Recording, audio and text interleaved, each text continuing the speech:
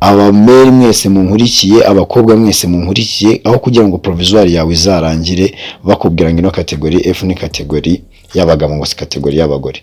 Fata icyemezo ukorera iyi kategori, numara kubona iyi kategori ugende wenda uyibike, ntuzagira ikintu uyikoresha, ariko bizakurinda kuba provisoire yawe yakurangirana ngo bitume usubira mu kizamini cya provisoire.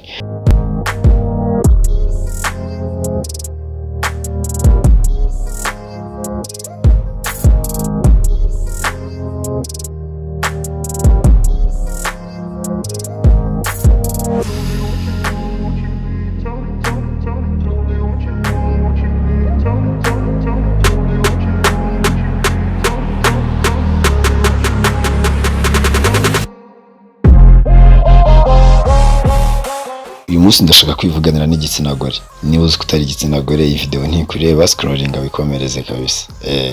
Ikindi kandi ni wihisemo kureba iyi video uze gusiga n'igitekerezo cy'ukuntu byumva cyangwa se n'icyo wumva twahindura. Si ngombwa ngo umeke comment unshimagiza, njye mbibona, ariko abantu munshimira kabisa, nanjye ndabashimiye cyane, really appreciate. Manze nanashimire cyane abantu mwese mwakoze subscribe ku rubuga rw'Umusongozi. Nababwiye ko nzabakorera mpaka kabisa. Ni ibintu nabasezeranyije kuva muri 2024 tumaze umwaka turi kumwe twigana. Urumva nk'abantu bose bakoze subscribe, hari imibare ubundi giye yumvuga abakunzi banjye, hari imibare mbanzi nyine mbona muri dashboard ya YouTube. Iyo mibare niyo mibare y'abantu banjye mbambara. Nukuvuga ngo ntabwo nshobora kuza ngo ndibe video niba yararebwe n'abantu 100,000 cyangwa se 200,000 kumite mvuga ngo aba bantu 200,000 bose ni abantu banjye, kuko hari abantu baba barayirebye ariko batarakoze subscribe. Niba uzi ko wakoze subscribe ku rubuga rw'Umusongozi, aho uri hose wumve ko uri umuntu ukomeye kuri njye, wumve ko kabisa, kandi tuzakina game zabitwereka one day, nkapanga tukagenda duhuza, nkajya nirebera nk'umuntu wanjye nzi kabisa. Wankoreye subscribe akankurikirana fresh, igihe ngapanga nkazana imodoka nkagenda nkakwihera maîtrise for free, nkakuzengurutsa Kigali ukantwara, nkareba ukuntu witwara ku bimenyetso bimurika ari amaferuje n'ibindi, igihe nkagenda mbihera ubumenyi ku modoka gake kabisa, loki. Shimiye cyane abantu mwese mwakoze subscribe ku rubuga rw'Umusongozi. Shimiye cyane mwese mwakoze follow kuri TikTok.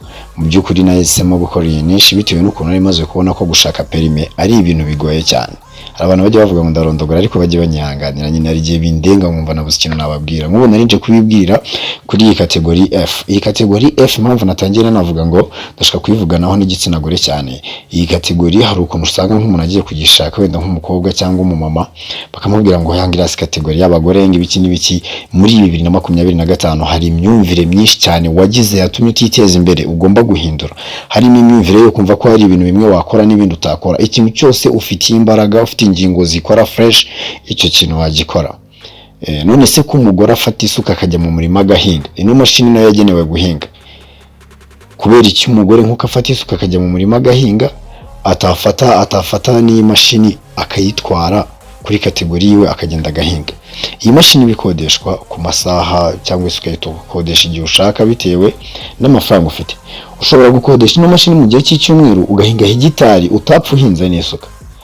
Mu gihe ibyo bintu uzeza muri uwo murima rero bizaza ari byinshi cyane, byanze bikunze nawe uzagira inyungu bitewe n'ukuntu wahinze ahantu hanini kandi mu gihe gito. Reka ntabwo tugiye kuganira business cyane, ahubwo ngiye kubereka uburyo wenda wakwifashisha ino mashini ihinga kugira ngo ubashe kubona kategori F.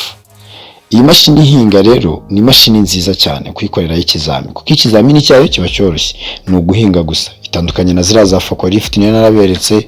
Ubwo niba utarabonye akantu ka forklift nakoze nawe warasigaye, ugenda scrolling urebe mu zindi videos nakoze, harimo video ya forklift nziza cyane, urebe nyine. Niba ukeneye gukora ikizamini kuri kariya kamashini gaterura, niba ukeneye gukora ikizamini kuri iyi modoka n'ubundi hinga, byose ni bimwe. Ariko ikintu kimwe nakubwira, kategori zazo zose n'ubundi zirasa. Hari igihe rero umuntu abareba nk'imashini hinga undi akabona iriya kategori ya forklift iterura imizigo akumva ko ndari kategori zitandukanye, ariko kategori F ni kategori imwe itagihinduka, imashini wakorera iyo ari yose. Urumva rero ushobora gukorera kuri iyi mashini hinga, ariko wenda mu kazi ukabona akazi k'imashini iterura. Ubu byemerewe, uragenda ukabanza ukiga iminsi mike nyine, baragenda bakabikumenyereza nk'umuntu baraciye kuri izi mashini zindi, kuko urabona nk'iyi mashini ifite amasuka. Aya ngaya ureba ni amasuka, aya menyo y'inyuma aba ari amasuka, niyo masuka y'iyi modoka. Noneho aya masuka ureba hari uburyo ugomba kuyashinga muri uyu murima.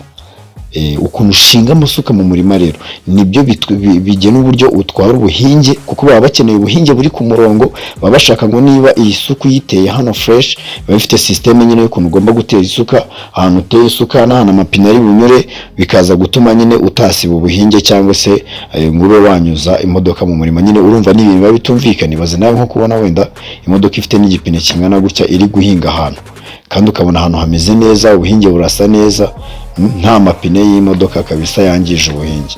Urumva ni ibintu biba birenze, nyine bisaba kubyiga. Ubwo buryo nibwo wiga wifashisha no masuka. Haba harimo n'utwuma hano imbere mu modoka, utwuma ukoresha wegura amasuka uyamanura, hakabamo utwuma tugufasha gutwara imodoka. Iyi ngibi ifite za intermediaire za zindi mujya mubona mu modoka za demarage, zira zose ziba zikora fresh kabisa ku gihe. No kuvuga ngo ikintu hano rero uba ugiye gukora nta kindi, ni uburyo bwo guhinga, kuko hari n'umuntu usanga yagoswe gukoresha aya masuka neza, aho guhinga agaharura. Iyi kategori rero reka mbibwirire babyeyi, abameri mwese munkurikiye, abakobwa mwese munkurikiye, aho kugira ngo provisoire yawe izarangire bakubwira ngo ino kategori F ni kategori y'abagabo ngo si kategori y'abagore. Fata icyemezo ukorera iyi kategori, numara kubona iyi kategori ugende wenda uyibike, ntuzagire ikintu uyikoresha, ariko bizakurinda kuba provisoire yawe yakurangirana ngo bitume usubira mu kizamini cya provisoire, kuko ino kategori F iroroshye cyane, nta nubwo biteye kuyikorera. Haba kuri forklift iterura umuzigo, haba kuri iyi modoka yo guhinga, gukorera iyi kategori biroroshye cyane. Wahitamo imashini umwe ushaka wishakira, ukagenda ugakoreraho ikizami. Wamara gukora ikizami, ubundi kategori yawe ukayibika, ukazajya gushakiraho kategori B. Ariko ubuvuga ati nge mfite perime yanjye ntabwo izandangirana.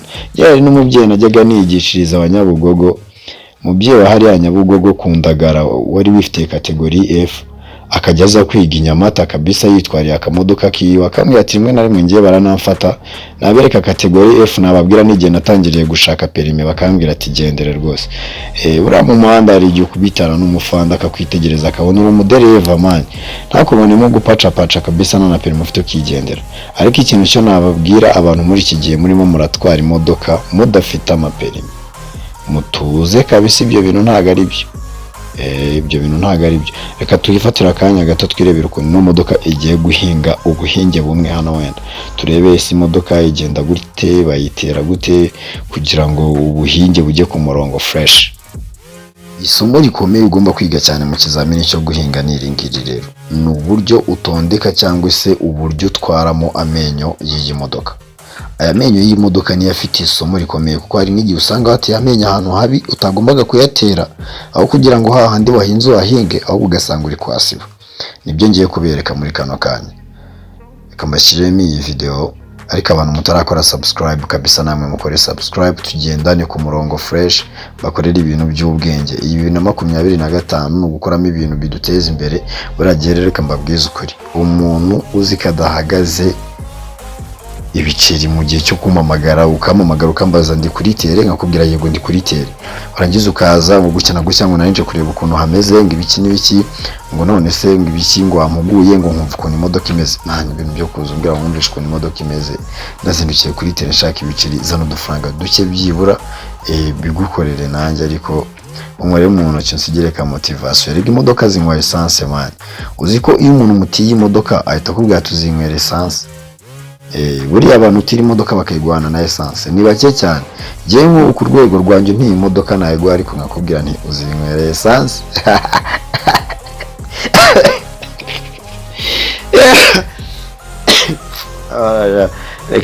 Reka turebe bino video y'ukuntu imodoka ihinga.